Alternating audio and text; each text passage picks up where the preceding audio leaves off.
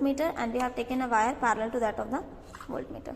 So this is the connection that what we have done, that the battery's positive terminal is connected to the ammetter's positive terminal and ammetter's negative terminal is gone through the voltmetter's positive and voltmetter's negative is gone through the rheostat. This is the negative and it is gone through the rheostat, and next end is connected to the key. Okay, and key's first end is going to the negative terminal of the battery. Okay, so this is the unknown resistance wire. So this is connected to the parallel to the voltmeter. Okay, so you can see the lab manuals also so that you can understand better. After moving this, we can see this diagram also. By here you can connect it properly, but you have to draw both the diagrams in the copy and you have to write down the same which is given in the lab manual. Now you will be seeing the observation tables and you have to draw this observation in the plain page itself, and you do not have to use the pen in the plain page. You just have to write it with pencil itself. Okay, so beside writing this, you have to write the different calculation, that is, it is given the ammeter reading and it is in ampere. Second thing, voltmeter reading, that is given in V. So we have to see the reading in this ammeter and the voltmeter. So this needle is there, it will start deflecting when we will provide the battery's voltage. So when this will move, we will see at what division it is moving, at what are the number of the divisions it is touching the pointer. Similarly in the voltmeter also. But before that, we have to find the least count. How we will be finding the least count? See, what is the range of the ammeter here? What is the range? See, what is the last value it is? It is 3 and the first one is 0. So range of ammeter is 0 to 3 ampere, and number of the divisions here will be, see, 10, 10, 20, 20 and 30, 40, 50, 60. It is 60. Otherwise you can also find like this, that the first division is given by 0.5. It is given as 0.5 and the first one is given as 0. So between 0 to 0.5, how many divisions are there? 10 divisions. On dividing the first division and the number of divisions, we will be getting the least count. So what the least count will be?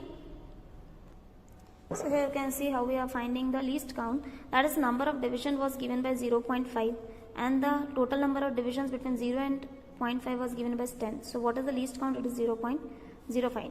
You have to write this least count of ammeter as well as you have to find the least count of voltmeter also. What is the least count of the voltmeter? See, it is also having a 0.5 only. First division is given by 0.5. So here also the least count of voltmeter also will be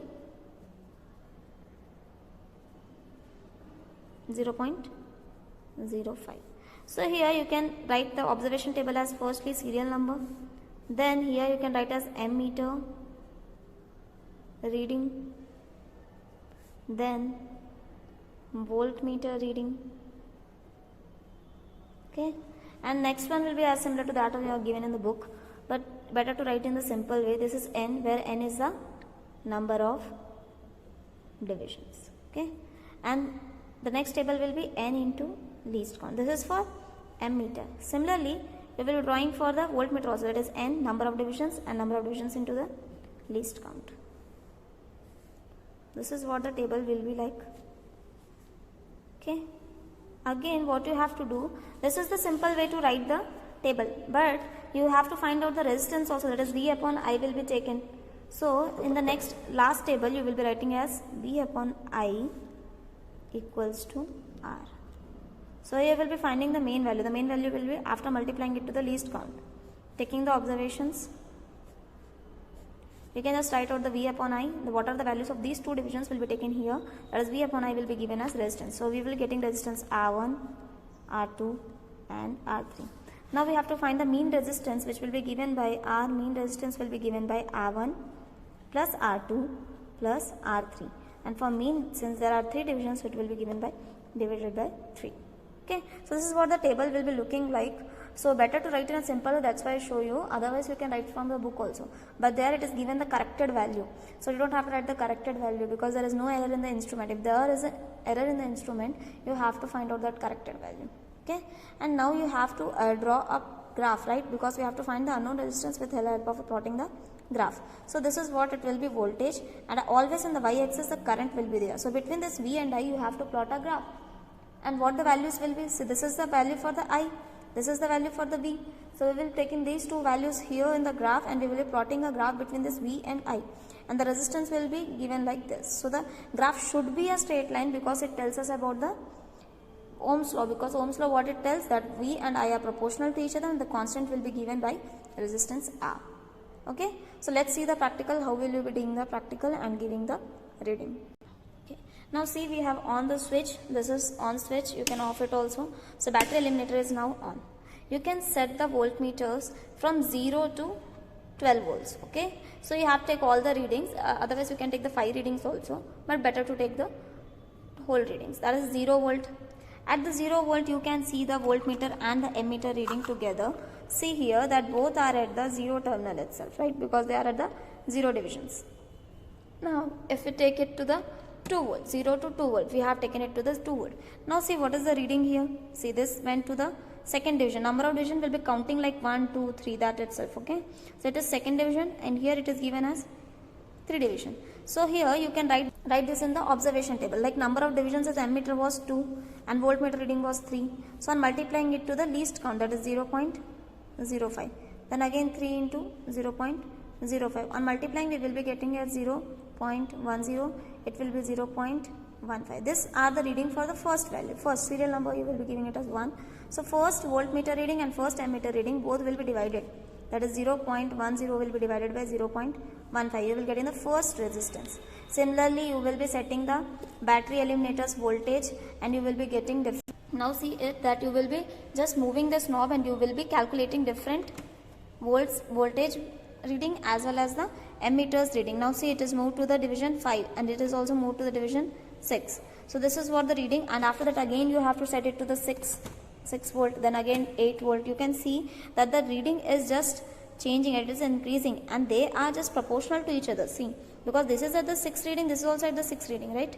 So both are moving together, they should be parallel, then only your practical is correct, otherwise your connection is wrong. So you can just note it down in your copy, and the calculation is similar as shown in your lab manual also. Now if you take it to the 12 volt, now this is the 12, and see what is the reading here.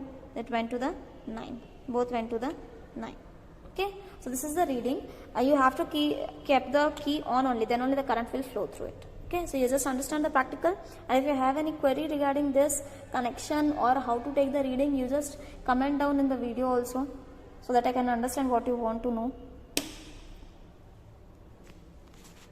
So here you can see, if you will plot a graph taking the 2 points, any 2 points which are at the same line, like if you are having the 3 resistance or 5 resistance and some point went not in the straight line, so you can just leave that point and can attach remaining 4 points. There will be a straight line. Now just connect any 2 points. Okay, so take any 2 points that are just, now let us take that both are having a theta. So what is the value of theta will be?